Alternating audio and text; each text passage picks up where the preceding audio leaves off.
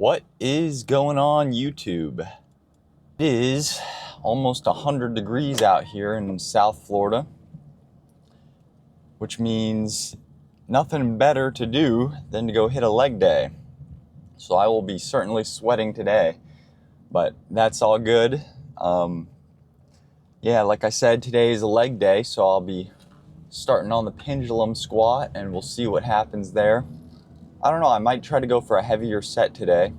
But regardless, we'll be doing our 4 sets and we'll 4 working sets at least, and then moving on to Romanian deadlifts and walking lunges and accessories after that as usual. So last I checked, the seated leg curl was still broken, so we will be doing lying leg curls as usual and leg extensions as well. So that's the leg workout agenda.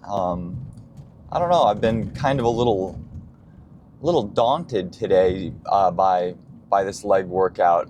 I don't know, I usually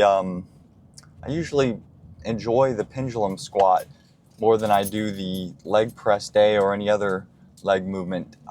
So it's kind of strange that I'm feeling this way, but I did injure myself in the past on the pendulum squat because I didn't take enough time to warm up. It was a holiday and I came in super early, fasted, trained without eating, and I just hopped in there and I did not even walk on the treadmill or anything. I just hopped right on and I strained my quad, and it took probably like a month or 2 for it to actually fully heal.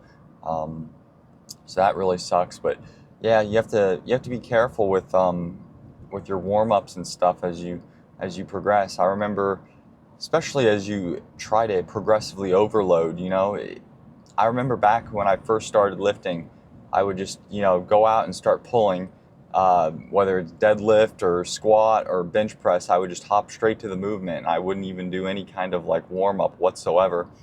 And I'm not saying it has to be an elaborate warm-up or anything crazy like that, but certainly at least something to get your body temperature up a little bit, I think is essential, because if nothing else, your joints and ligaments need that warm up rather than just the muscle, because the muscle's already got blood flowing through it. But in terms of joints and ligaments, I think those are oftentimes the neglected part of the body when it comes to injury prevention. And that's why, bodybuilders that are on exogenous hormones or some kind of drug to make them, stronger and grow more muscle. That's why it seems like those injuries are more prevalent with those individuals, because they have muscle growth that far exceeds their tendon growth, because there's just not enough blood and nutrients being supplied. They can't get to the tendons and ligaments fast enough, so I think the muscles grow a little faster than the tendons and ligaments, and as a natural lifter, you have that advantage, honestly, over enhanced individuals. The fact that you can, your muscles are going to upkeep the same growth speed as your tendons and ligaments. So, but that's my idea behind injury prevention. You don't have to do anything fancy or exceptional, but just a little bit of a warm up, body temperature wise, and maybe just start off with whatever movement you're doing, do it lighter and do a couple sets of working up to that weight. Don't just hop to your top weight. That'd be crazy. So, but yeah, I'm gonna head in here and I will see you guys here in just a minute.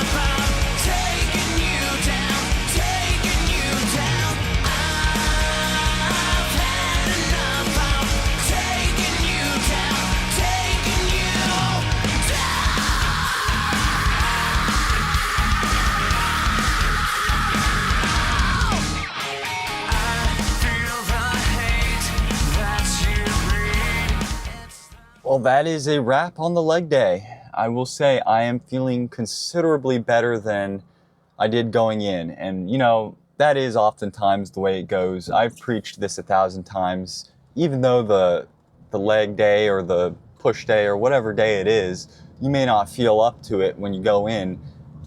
Actually sticking to the plan and going in and trying your best and giving your best effort, that really is, I think, the whole point of the whole thing. Even if at least for me, I'm not a professional bodybuilder, and I'd say probably the majority of people watching are not professional bodybuilders who do that for a living, in which case maybe there'd be more pressure to perform. But honestly, I feel like for the majority of people, going in and giving it your best effort is the primary aspect of lifting. I think that's the thing that will really grow you the most.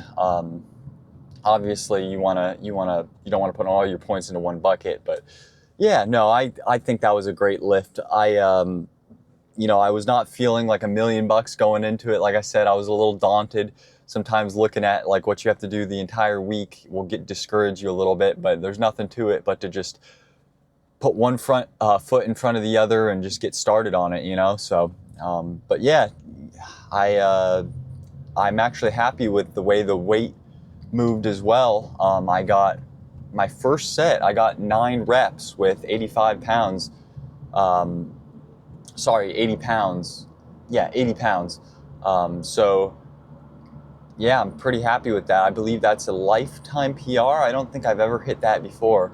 And then I got 3 sets of 8 afterwards for my next 3 sets. So super happy with that overall outcome there. And then Romanian deadlifts, I upped the weight as well. I haven't upped the weight on Romanian deadlifts in a hot minute, but yeah, I put 280 on the bar and got 3 sets of 13 there. So happy about that. I am a little slower to progress weight on like Romanian deadlifts, just because they are such a like axial taxing movement, and if you really push them hard, and like so many people say, yeah, I go to failure on Romanian deadlifts or deadlifts, and it's like, shoot, man, that is brutal. Going to failure, I mean, whether or not they actually do is really a base by base determination, but yeah, if you're actually going to failure on any kind of deadlift or hip hinge movement, it's brutal. So, and it definitely will affect the rest of your movements that you do after the fact. So, but yeah, for lying leg curls, I got 3 sets of 7 again. So super happy about that. That's a lifetime PR match. And then I did 1 burnout set afterwards, dropped the weight, 1 weight stack, and got that for 8. I was thinking maybe I'd get 9, but I just was so burnt out after those 3 sets of 7. Yeah, the last set of 7 was a grinder for sure. I grinded through that, but I did do full range of motion on all of them. So super happy about that. And then leg extensions went about as usual, full stacked it plus a plate. I don't know what I'm going to do here if I get stronger, because right now I'm failing about 13, 12 reps. And then I do a drop set afterwards for my final set. But if I get any stronger, I don't know what I'm going to do to add more weight, honestly, on that leg extension. I'm hoping that they'll get someone that will donate a nice like prime leg extension, plate loaded leg extension. But hey, we can dream, right? But anyhow, that's a wrap on the lift. I'm feeling a whole lot better. Like I said, we got some water, some rain as well while I was lifting. So plants are happy. I'm happy. Now I'm gonna go head on home and edit this video. So hope you all had a great weekend, and I hope you all are starting your week off right as well. If not, it's still early. You can make a recovery yet. So appreciate y'all for watching. If you liked it, leave a thumbs up, drop a comment with anything you guys are thinking, and until next time, later.